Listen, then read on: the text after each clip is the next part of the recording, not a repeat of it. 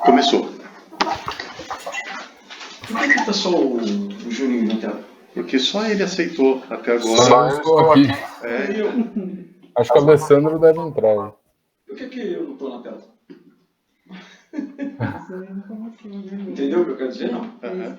Por que essa telinha tá assim e lá tá ao contrário? Porque essa aqui devia estar lá. Ué, eu acho que é só inverter. Se clicar assim, ó. Ele tá de óculos. Pode deixar, Ju. A minha É que mãe. ele vai gravar igual tá na tela, né? É, Agora sim. pronto. E aí, mãe? Oi, Dona Inês. Ela não tá ouvindo, não. Oi, mãe. Oi, mãe. Oi, mãe dele. Então tá bom. Vamos começar? Vamos lá. O Roberto alcança o interruptor? Ou a Maiara?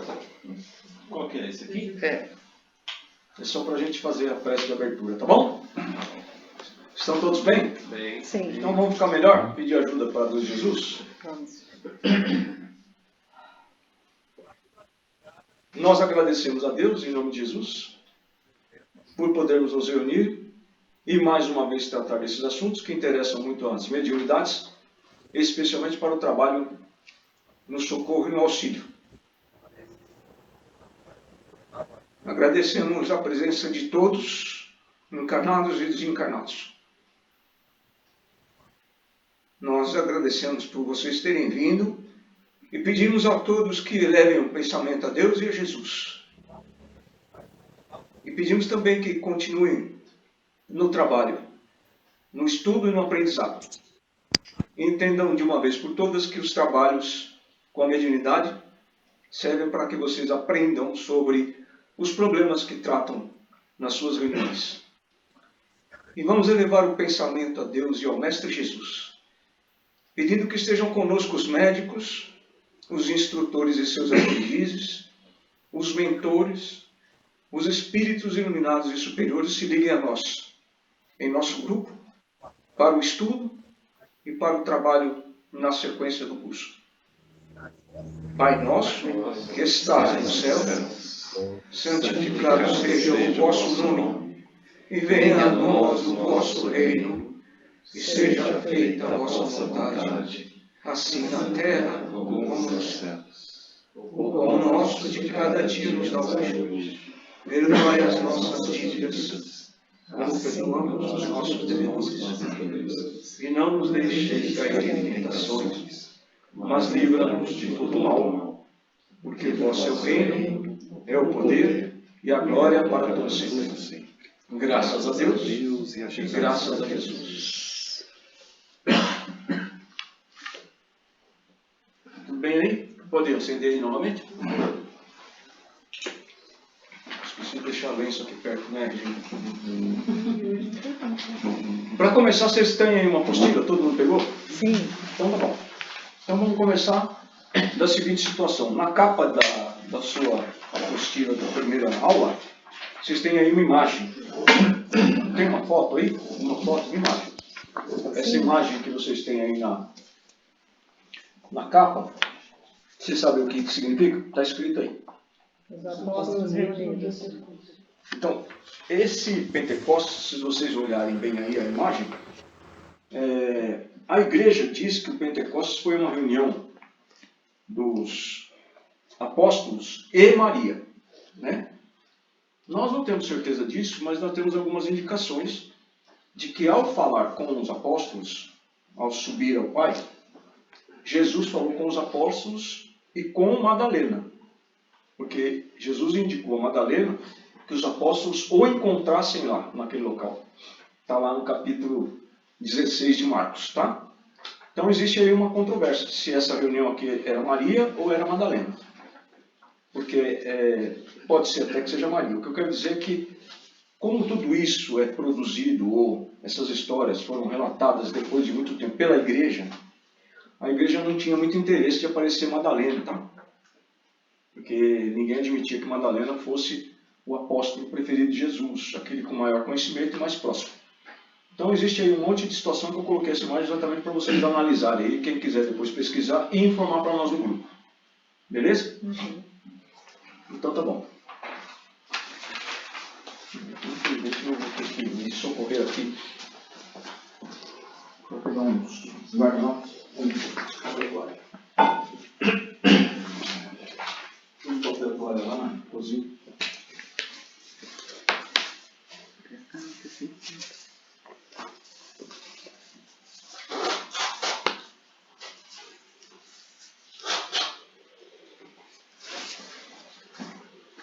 Quem tem a mediunidade aí ostensiva de comunicação, quando a gente faz prece, começa alguma reunião ou um curso, vocês prestem atenção se vocês veem os irmãos, tá?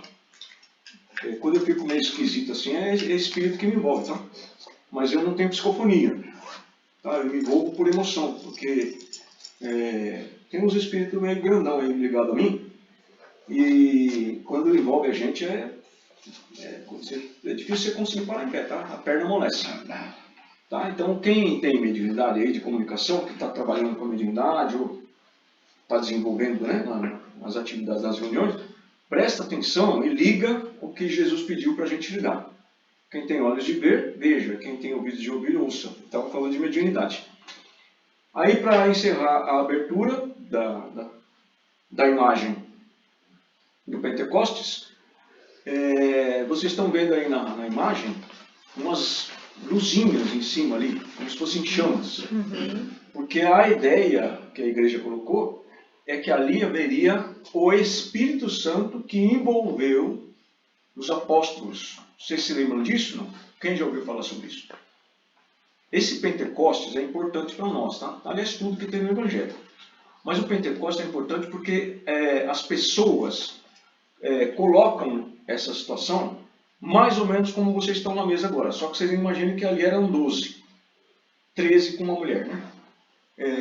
E ali eles colocam como se todos estivessem com o Espírito Santo. Tá bom?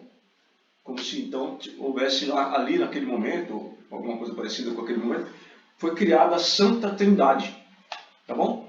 A Santa Trindade, como a igreja criou, não existe desse jeito, porque essa reunião que vocês veem aí, uma luz, uma chama em cima de cada cabeça, aquilo ali não é o Espírito Santo, é um Espírito Santo para cada um. Tá? Cada um ali tem um Espírito Santo envolvendo ele, porque eles são médios. Então o Espírito Santo, na verdade, é todo o Espírito que trabalha para Deus Jesus. E a igreja, para não esclarecer as coisas direito, porque também não tem interesse, né? Criou uma entidade, que na verdade ninguém nunca viu, né? Porque tem Deus, tem Jesus e tem os Espíritos. Eles colocaram como se tivesse Deus, Jesus e o Espírito Santo. O Espírito Santo, até hoje eu não achei nenhum lugar que a igreja explicasse quem é o Espírito Santo. Né? Então eles criaram uma Santa Trindade, que na verdade não é Santa Trindade, é Deus e Jesus. Tá bom? E essas chamazinhas que vocês veem aí, ela é um Espírito para cada um.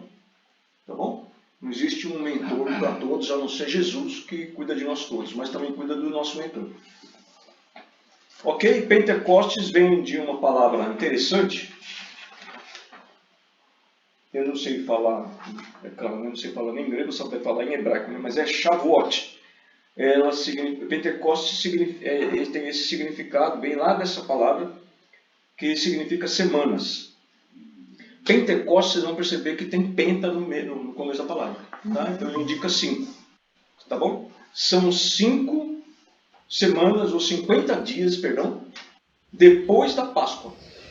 Os hebreus comemoravam 50 dias depois da Páscoa. Na primeira Páscoa, depois que foram libertados, voltando um pouco, todo mundo sabe o que significa Páscoa? Todo mundo comemora a Páscoa. A Igreja Católica assumiu um monte de festas e comemorações que eram dos hebreus, dos judeus. Independente de Jesus ter nascido no meio dos judeus, né? Ele é judeu, por natureza terrestre, mas os judeus eles tinham um monte de festas, especialmente depois da libertação do Egito. Tá bom? Então, todo ano, né, digamos assim, existia a festa da Páscoa, que era a festa da libertação do Egito. E depois que eles tiveram a instalação deles de volta em Canaã, na Terra Prometida, depois de saírem pelo deserto, atravessarem tudo lá, blá blá blá, eles criaram, lógico, né, um lugar onde começaram a fazer plantação. E aí eles, 50 dias depois da Páscoa, eles comemoraram o resultado da plantação. E aí ela virou esse Shavuot, que significa semanas, que na verdade foi transformado em Pentecostes. Esse Pentecostes que a igreja comemora, na verdade, é já a comemoração antiga dos hebreus, dos judeus e dos hebreus, tá bom? Então, para a gente não fugir do estudo, né? Que falar das coisas e não explicar não é legal, eu não gosto. Por que vocês acham que a igreja católica tem um monte de festa que era dos hebreus e dos judeus, ao mesmo tempo em que muita gente da igreja católica condena os judeus por ter crucificado Jesus? Entenderam a pergunta? Se a igreja católica, desde sempre, lá muito mais antigamente do que agora, condena os judeus por terem crucificado Jesus, tá certo? Muito bem, é um erro, mas tudo bem. Se eles condenam os judeus por terem crucificado Jesus, por que a igreja assumiu um monte de festa judaica dentro da igreja católica? Vocês sabem? O que vocês acham? Não acham? Para poder arrecadar? Mais ou menos. A primeira entidade, que era a primeira casa de caridade, como uma casa espírita é hoje, foi a Casa do Caminho.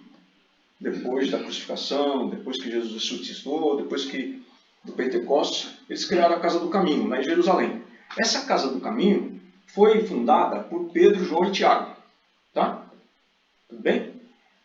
Quando Pedro, João e Tiago estavam trabalhando nesse lugar, eles alimentavam, curavam, faziam a leitura do Evangelho de Jesus. Na época em que foi criada a Casa do Caminho, eles faziam uma leitura assim, o dia inteiro, ensinando o Evangelho de Jesus. Qual era o primeiro evangelho que eles usaram para fazer esse ensinamento? Qual foi o primeiro evangelho que tinha na época? Qual era o evangelho, aliás, que existia nessa época? Vocês sabem?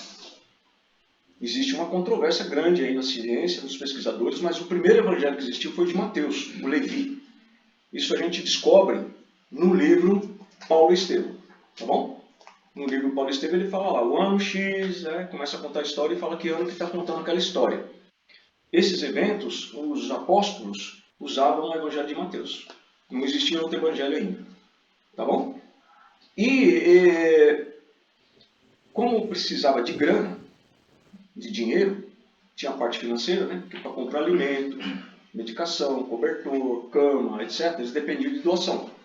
Mas acontece que naquela época as pessoas eram muito, digamos assim, ingênuas nesse negócio de doação. Tinha gente que vendia tudo que tinha e doava para a casa espírita, ou melhor, para a Casa do Caminho. O que acontecia? Era mais um necessitado que ia ter que ser cuidado pela Casa do Caminho. Entendeu? Eles vendiam tudo e doavam, e ficavam sem nada.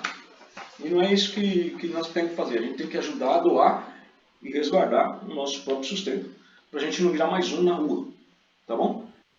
E a casa começou a não se sustentar, foi esgotando esses doadores simpáticos aos homens do caminho, tá? Não existia cristão na época, tá bom?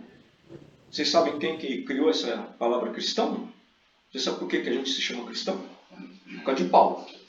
Leiam Paulo e Estevão. Isso já foi indicado várias vezes, tá? Ele é muito simples de ler, são só 500 páginas, você vai ler num tiro, tranquilo, certo? Ninguém vai falar nada. Assim de ler, gente, 500 páginas. É a melhor história sobre o cristianismo primitivo. É considerado o romance espírita, a história, o livro espírita mais famoso do mundo. Paulo Estevão. Viu? Ele emociona, inclusive, quem não é espírita.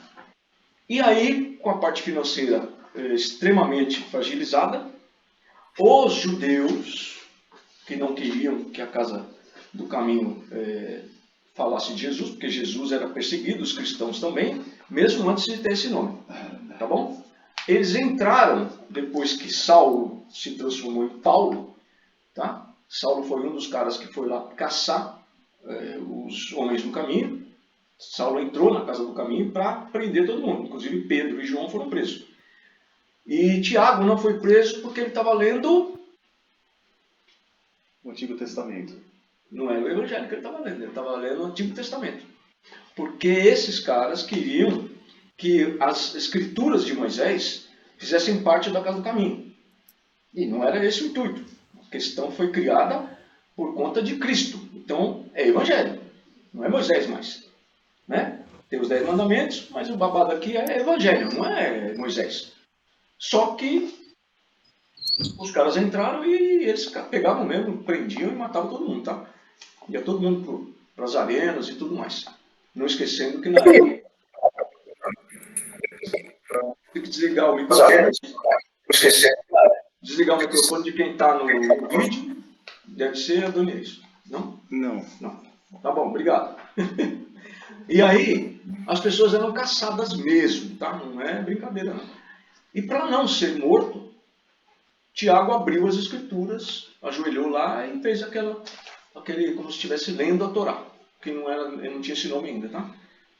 Bom, a partir desse momento, a casa do caminho foi literalmente invadida pelos judeus do Sinédrio, que financiaram a casa do caminho, com uma condição.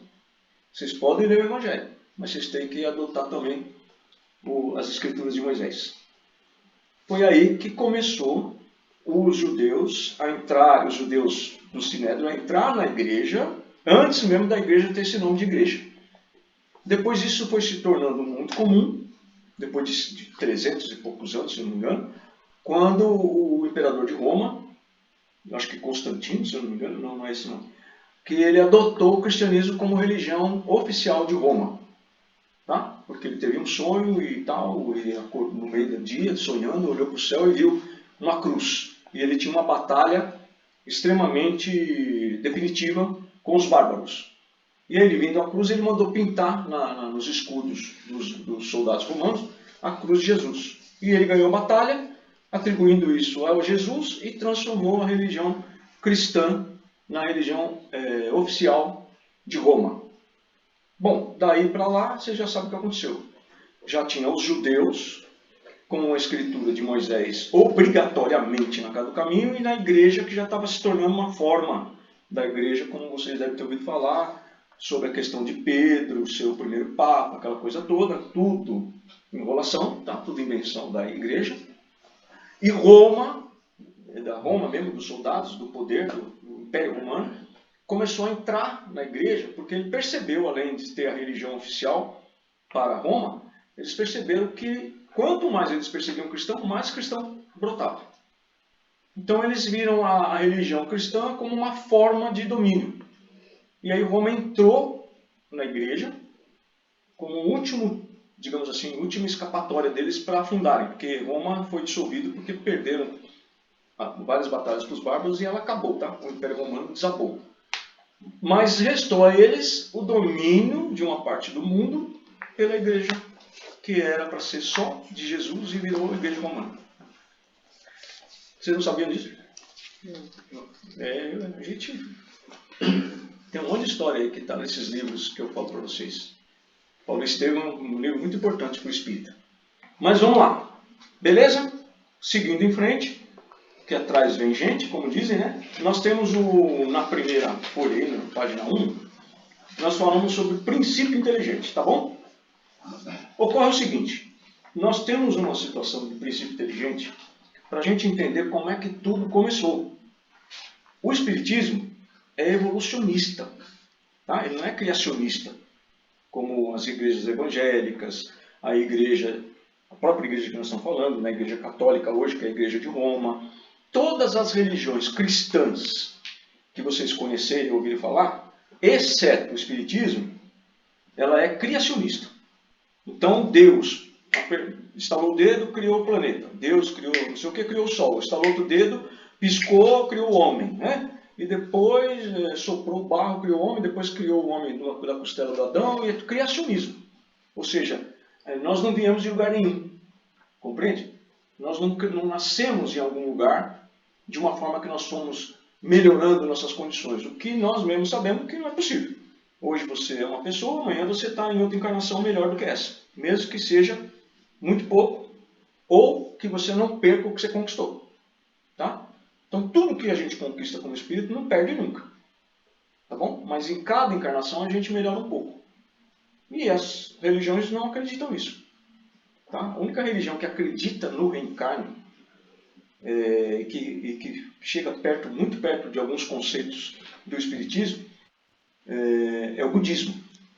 Só que ele peca numa coisa muito triste, que seria o seguinte: se você cometer pecado, você pode reencarnar como uma minhoca, uma barata.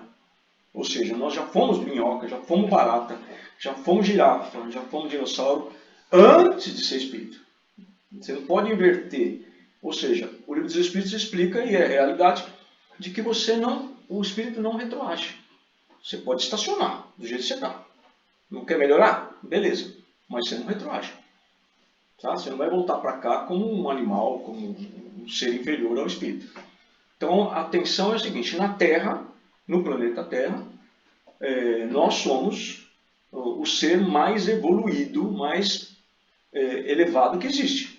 E assim deve ser em todo o universo. A gente fala na Terra porque tem planetas inferiores à Terra que ainda não tem espírito, tá? Vocês sabem disso, né? Não? A Terra já foi um planeta que não tinha espírito. Vocês sabem disso? Por que não tinha espírito? Ela não era evoluída. Fala mais alto. Ela não era evoluída. A Terra? É por aí, tá? Todo planeta, como a Terra, em algum momento não tinha condições de ter vida. Então ela foi criando situações para ter vida, para ter seres, para ter criaturas. Tá bom?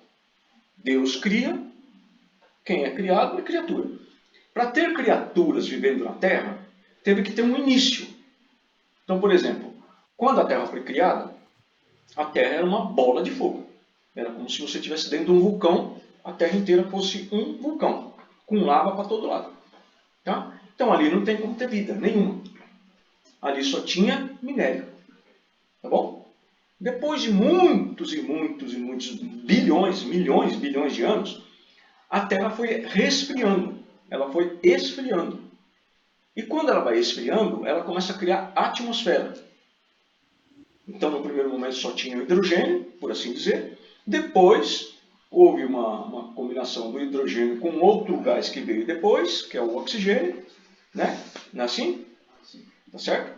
H2O1, né? Não tem o número, né? São 2 átomos de hidrogênio e 1 de oxigênio. Então veio depois os átomos se combinando, tá? Para formarem uma situação melhor e uma molécula, porque isso é o desenvolvimento. É assim que não é criacionismo, é evolucionismo, é a evolução. Nesse momento a gente ainda não fala em progresso. Progresso espiritual só tem espírito, tá? Até que tenha espírito no local, não existe progresso espiritual. É só evolução.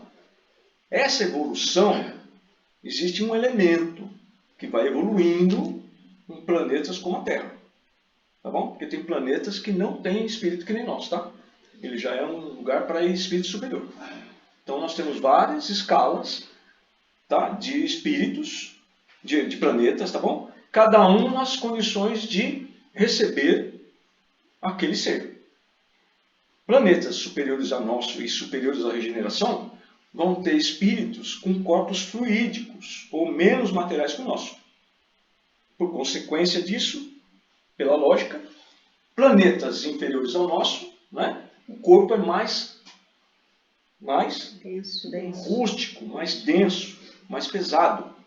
Até que você vai voltando e vai imaginando o homem da caverna e antes dele os seres que eram muito parecidos com os símios, né? Vou pôr assim para efeito didático, tá? Um gorila, um orangotango que vocês conhecem hoje, ele é muito parecido com o ser humano. Só que milhões e milhões de anos atrás não existia esse tipo de símio, tá bom?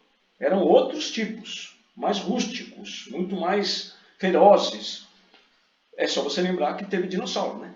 Então, depois do dinossauro, depois do congelamento da Terra, da Era do Gelo, todo mundo assistiu o desenho da Era do Gelo? Então, depois daquilo tudo, depois de milhões de anos, veio o ser humano.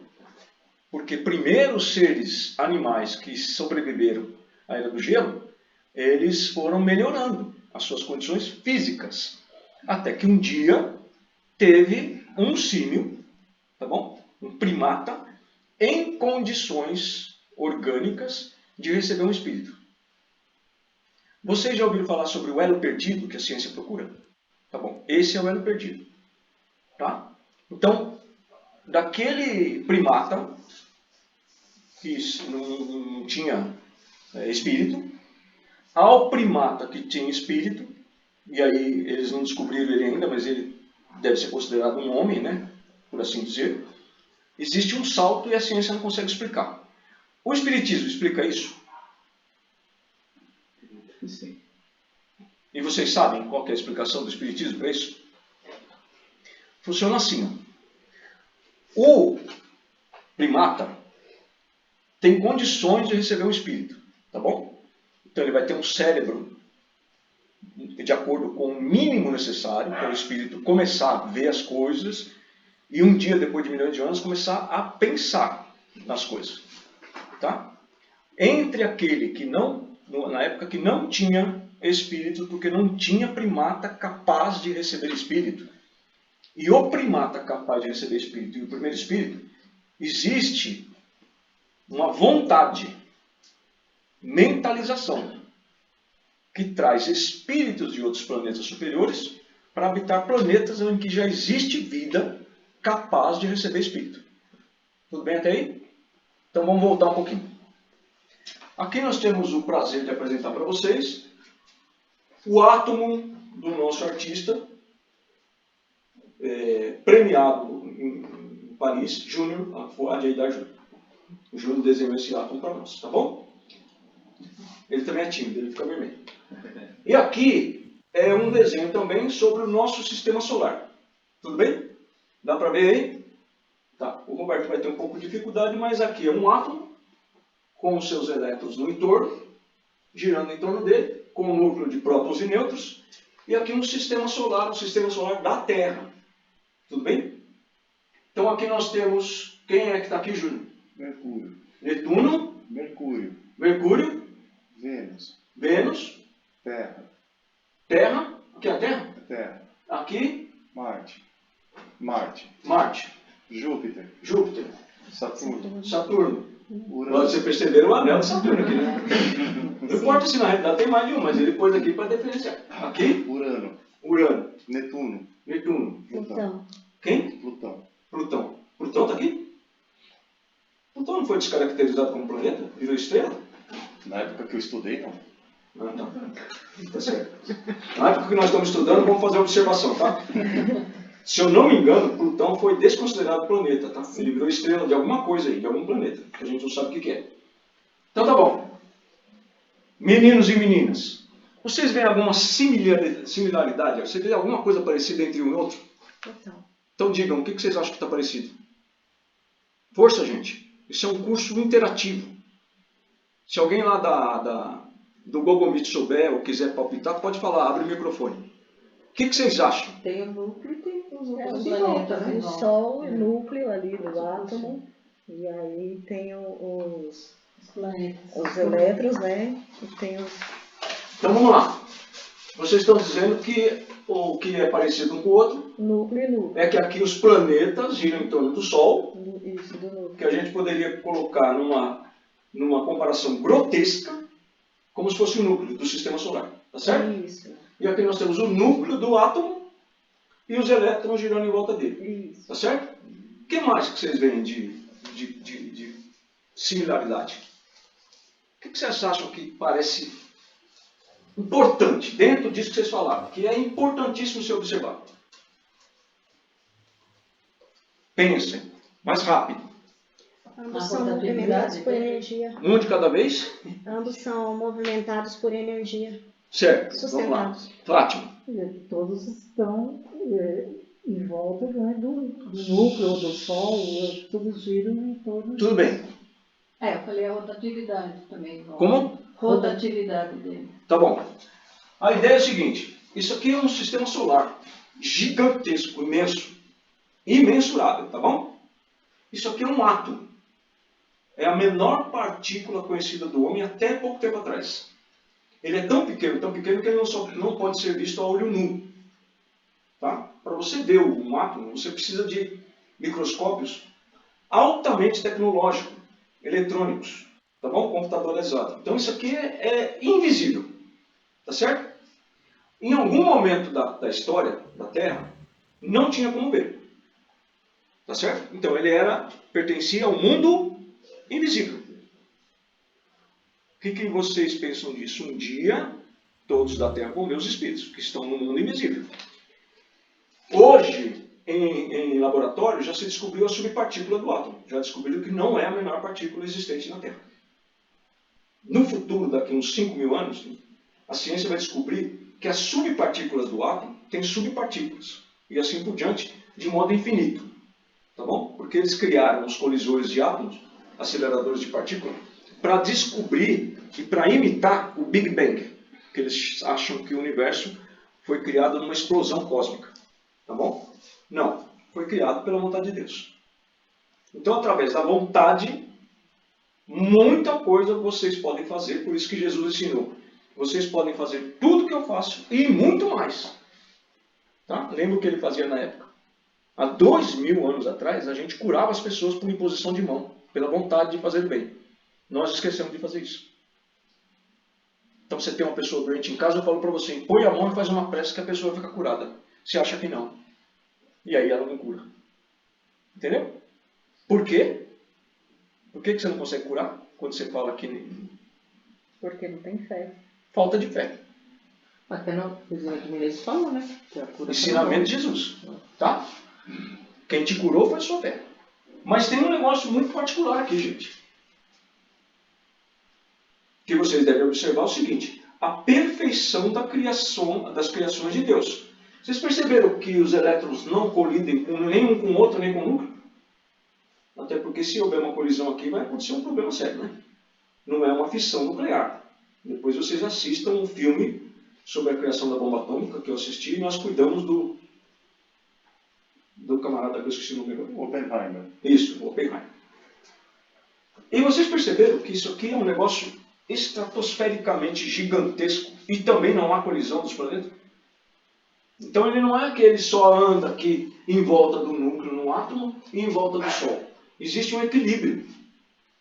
Por que aqui não há colisão dos planetas? Pelo mesmo sistema daqui, ó. Prótons e nêutrons dentro, próton é negativo, neutro é neutro, como o próprio nome diz, e os elétrons são negativos. O positivo daqui e o negativo daqui não permite, por um campo extremamente magnético, que nem a ciência não sabe como explicar isso até agora, ele não colide um elétron com o outro e nem com o núcleo. Tá certo?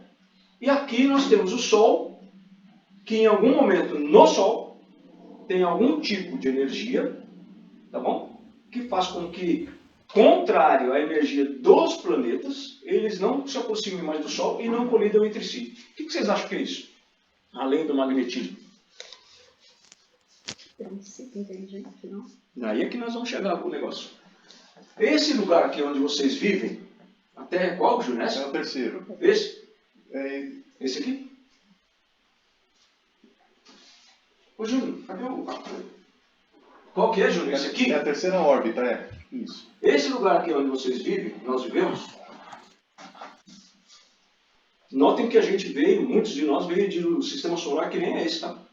Mas esse aqui onde nós estamos encarnados, a Terra, em algum momento ela foi criada e era uma bola de lava. Por que será? A ciência já sabe disso. A ciência já concorda.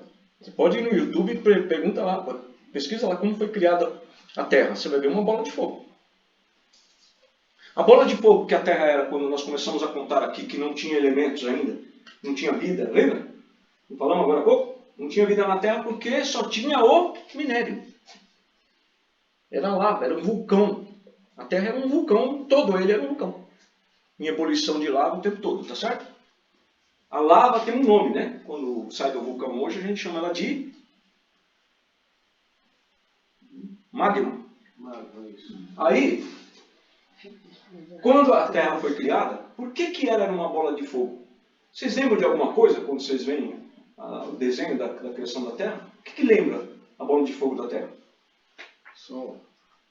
Calor do Sol? Sol. Ela estava mais próxima. O Sol foi feito da seguinte maneira. Assim como foi feito pela vontade, diz os espíritos co-criadores, de enviar espíritos de outros planetas, onde evidentemente já existiam espíritos, né?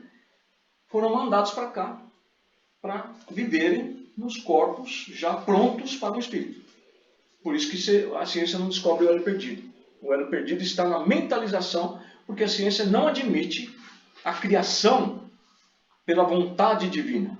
Por isso que eles criaram o colisor de Hadrons para descobrir como que houve o Big Bang. Eles não acham que o Big Bang foi a vontade de Jesus, de Deus, porque aí não seria Big Bang. Eles têm que explicar isso cientificamente, né? Lá no espaço, o que tem no espaço?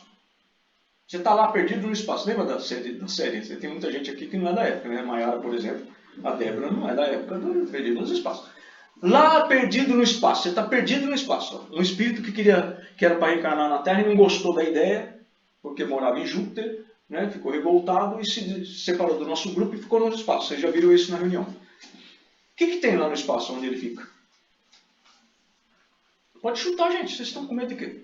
O que tem lá no espaço onde ele fica? Lá? Se separa do grupo, não encarna em lugar nenhum e não está em planeta nenhum. O que tem lá onde ele fica? Não tem nada. Hã? Não tem nada? O que mais que não tem? Ou o que mais que vocês acham? Não tem nada lá onde ele fica? Acho que tem sim. Aí é que está. Não Aí é que consegue está. ver. Hã? Ele não consegue ver a pessoa. Tem, mas não consegue ver. Isso. Lembra que eu falei agora que há pouco tempo atrás o átomo não era visto nem por aparelho? Porque nós não tínhamos aparelho para ver isso. Nosso organismo aqui na Terra não tem sentido. Os nossos sentidos não captam algumas coisas. Aliás, inúmeras coisas, né? Então o que é invisível para nós é extremamente grosseiro para o espírito superior. Tá? Por isso que eles não conseguem chegar perto da gente com a facilidade que você chega perto do encarnado. Para eles chegarem aqui na Terra, eles passam por uma câmara que eu falei semana passada, que está em nosso lar, que está reprisando no cinema, que chama Câmara Retificador ou ratificador? Eles chamam de retificação, né? Retificador. Tá bom? Da ministra. E agora? A ministra Falou isso na live, o nome dela. Veneranda. Veneranda. Lá de nosso lar. Então o que é invisível para nós é porque é só invisível. Nós não temos. Os nossos sentidos não conseguem perceber. Não existe lugar nenhum no universo que não tenha nada.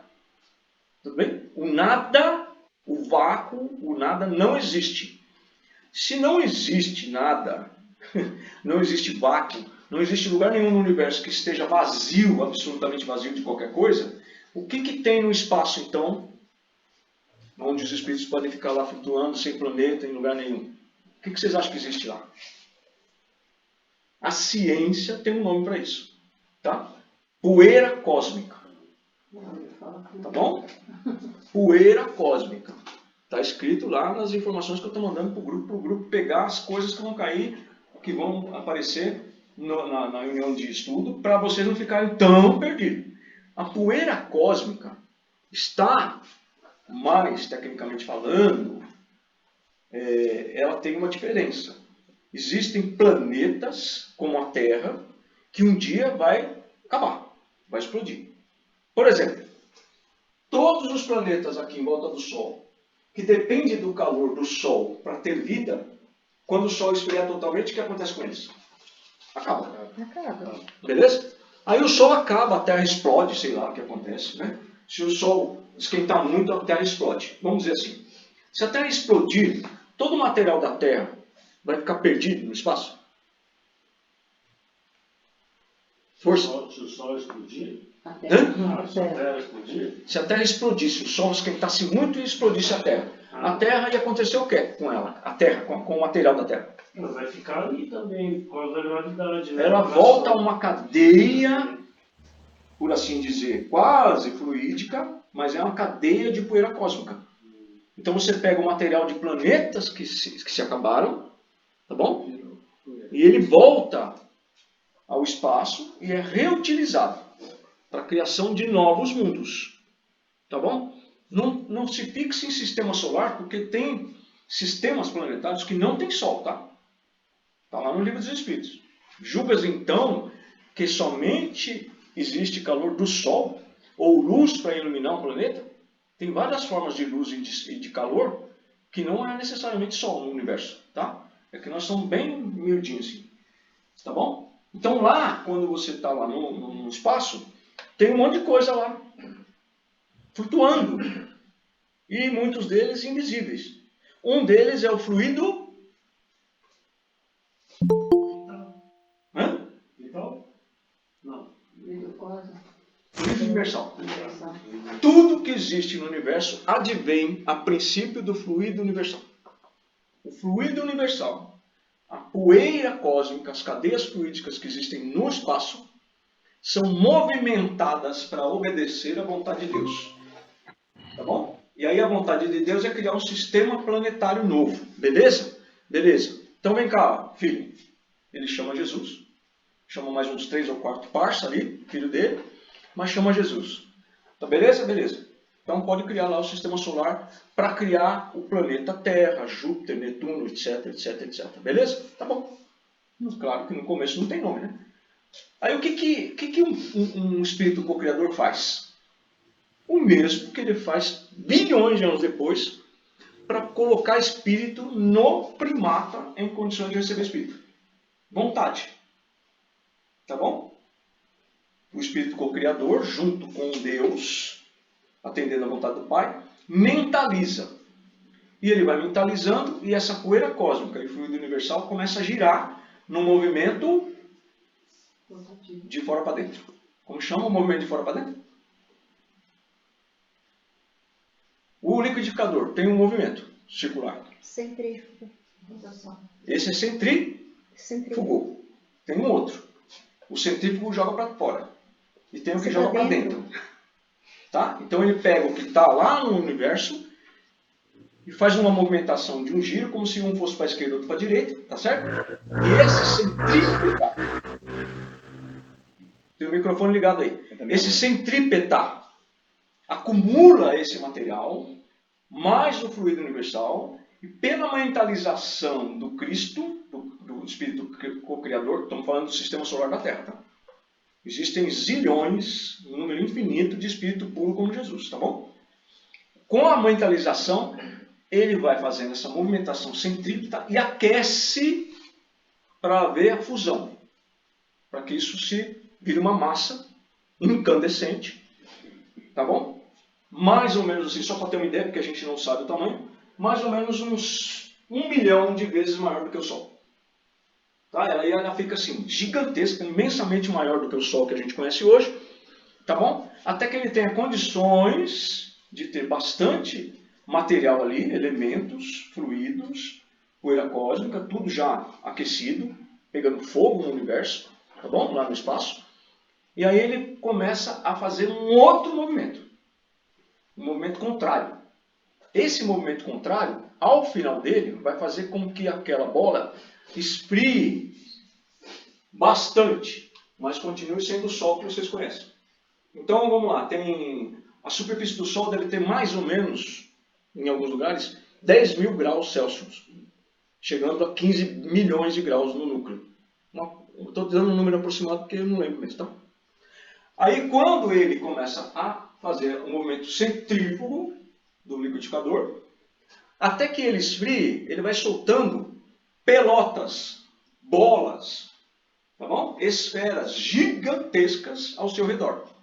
Que por conta do material que ele tem, soltando esse material em volta dele, o material do Sol mais o material do planeta faz com que o planeta crie uma gravidade e não colida com o próprio Sol que o criou. Tá? Essas bolotas, essas esferas são os planetas do sistema solar. Tá bom? Não esqueça que a Lua não é um planeta, é uma estrela, é um satélite da Terra. A estrela? Satélite. É o satélite da Terra. Tá? Então, em algum momento aqui, o Sol não tinha 15 milhões de graus de núcleo. Tinha 15 bilhões de... Tá? É um negócio fora da imaginação nossa. Não tem vocabulário para isso. E aí cria-se o sistema solar. E aí você verifica que o sistema solar nosso, por exemplo, ou um sistema planetário onde tem alguma coisa no centro, é muito parecido com um átomo, que na verdade tem suas subpartículas que vão ser iguais a ele, parecido com esse sistema. Em resumo, tudo no universo foi criado a partir da vontade de Deus e de uma partícula infinitamente pequena. Essa partícula infinitamente pequena, que nós vamos continuar na aula que vem, falar sobre isso, tem um nome que em alguns livros, especialmente de André Luiz, era chamado princípio espiritual. Quer dizer, como que o espírito começou? Aí deu-se o nome de princípio espiritual. Mas na verdade ele tem um nome mais profundo pelo estudo que a gente fez. Ele é a vontade de Deus. Deus é a inteligência suprema. Logo, a vontade de Deus criou uma inteligência. E o espírito foi criado como? Qual a origem do espírito? Como ele foi criado? Simples e ignorante. O que significa que ele foi criado simples e ignorante? Ele não tinha consciência.